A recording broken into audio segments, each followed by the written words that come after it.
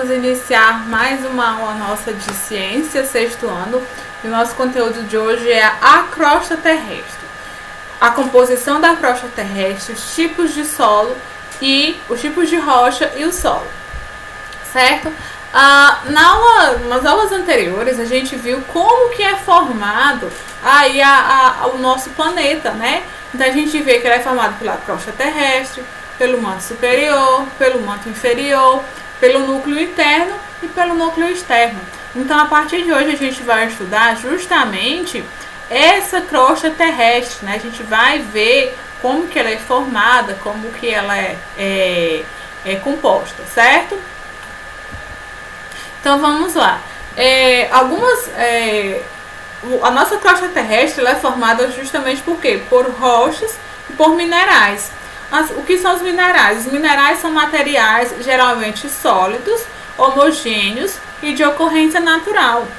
Enquanto a gente tem aí, por exemplo, o ferro e o alumínio, que são exemplos de minerais, e nós temos as rochas. As rochas elas são compostas da união natural de minerais. Nós temos que algumas rochas elas podem ser compostas por um único material ou por outros materiais.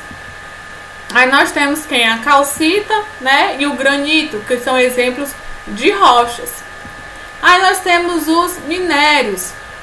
Os minérios, eles são os agregados de minerais ricos em um determinado mineral ou elemento químico que é economicamente e tecnologicamente viável para a extração. Ou seja, os minerais eles estão diretamente ligados à mineração. E eles podem ser uma rocha, sedimento ou solo.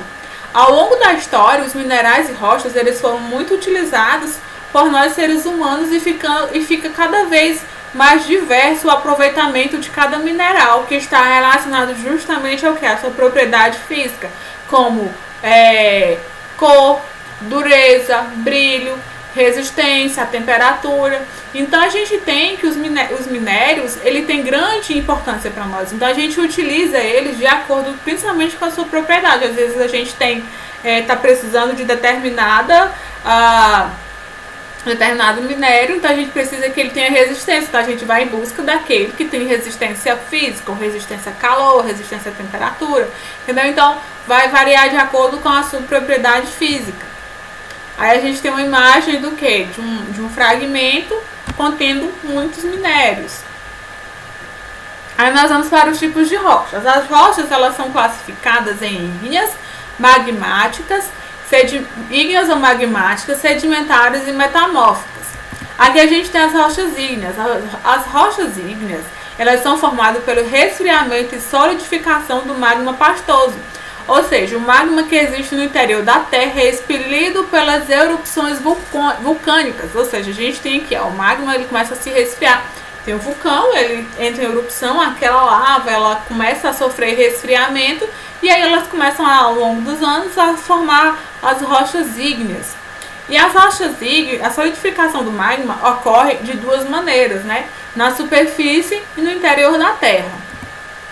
As rochas ígneas elas podem ser vulcânicas ou plutônicas. As vulcânicas, o magma que chega à superfície sofre um rápido resfriamento e permite que se formem pequenos cristais na sua composição que não são visíveis a olho nu. Enquanto as rochas ígneas plutônicas, o resfriamento do magma é mais lento, então ele permite a formação de grandes cristais visíveis a olho nu. Então a gente tem que as vulcânicas, elas têm um resfriamento mais lento, enquanto que mais rápido, enquanto que as plutônicas elas têm um resfriamento mais lento. Aí nós temos as rochas sedimentares. As rochas sedimentares elas são resultado da deposição de detritos de outras rochas ou de materiais orgânicos em depressão dos relevos terrestres. Como que essas rochas sedimentares elas se formam? A ação das chuvas, dos ventos, dos rios, dos mares, geleiras sobre o relevo vai desgastando as rochas na superfície terrestre. E aí esses processos eles vão formando detritos que são transportados para as partes mais baixas do relevo dos mares, lagos e rios. Nesse processo, a formação das rochas sedimentares, os detritos se acumulam e se consolidam formando camadas de estratos. Então as rochas sedimentares são justamente esses detritos que ficam ali sedimentados um sobre o outro, formando as rochas sedimentares. Então eles formam aqui, ó, como se fossem camadas de estrato, certo? Então essas são rochas sedimentares. Os fósseis e as rochas sedimentares. Os fósseis a gente sabe que são vestígios de organismos, pode ser de animais ou vegetais, muito antigos, que foram preservados com o passar dos anos por meio dos processos naturais. A formação do fóssil ela pode acontecer quando o organismo morto ou partes é soterrado por sedimento, impedindo justamente a ação de micro-organismos decompositores e outros agentes, como chuvas, ventos, que podem causar a deterioração desse animal morto, desse organismo morto. Então, os fósseis eles podem ser de ossos, de conchas, de dentes, pegadas, e geralmente são encontrados nas pedras e rochas muito antigas. Então, as rochas sedimentares elas vão ali ajudando, auxiliando no processo de fossilização, elas vão soterrando aquele organismo morto. A gente tem aqui uma imagem de um fóssil, né? Ali um vestígio de peixe, né? Do que a gente pode identificar, certo? Temos as rochas metamórficas. As rochas metamórficas, ela tem sua origem justamente na transformação de outras rochas, que pode ser as magmáticas ou as sedimentares, quando submetidas a certas condições de umidade, calor e pressão no interior da Terra. Ela transformada, ela adquire novas características e tem sua composição também, né, diferente. Então a gente tem aí como a mármore, né, um exemplo de uma rocha metamórfica, ou seja, ela é a transformação de outras rochas. E agora o solo. O solo nada mais é do que resultado da transformação da camada mais superficial da crosta terrestre. E é composto por quê? Por materiais orgânicos e materiais inorgânicos. Então a gente tem os materiais orgânicos, são os organismos vivos, os insetos, as minhocas, bactérias, fungos, entre outros. E a matéria em decomposição, como restos de plantas e de animais, certo? E temos os materiais inorgânicos, que são a água, o ar e os minerais. Aqui a gente tem uma imagem onde a gente tem ali um desenho, né, onde a gente mostra os materiais orgânicos e os materiais inorgânicos presentes no solo. Materiais orgânicos, insetos, minhocas, bactérias, fungos e restos de materiais de seres em decomposição.